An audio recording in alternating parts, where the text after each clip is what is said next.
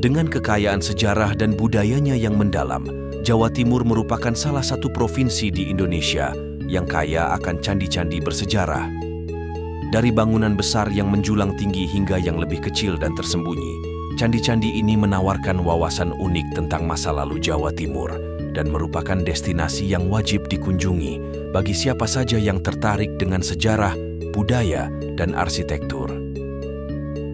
Candi-candi di Jawa Timur umumnya berasal dari zaman Kerajaan Majapahit, kerajaan Hindu-Buddha yang pernah berkuasa di Jawa Timur pada abad ke-13 hingga ke-16. Candi-candi tersebut dibangun sebagai tempat pemujaan dan dipersembahkan kepada para dewa-dewi seperti Siwa, Brahma, dan Wisnu.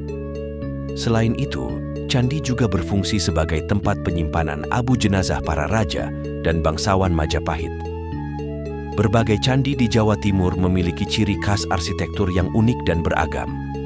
Dari candi yang berbentuk stupa, seperti Candi Jawi, hingga candi yang berbentuk piramida berundak, seperti Candi Penataran. Kemegahan bangunan candi-candi ini semakin bertambah dengan adanya ukiran-ukiran relief yang menghiasi dinding-dindingnya, menggambarkan berbagai adegan dari kehidupan sehari-hari hingga kisah-kisah mitologi Hindu-Buddha.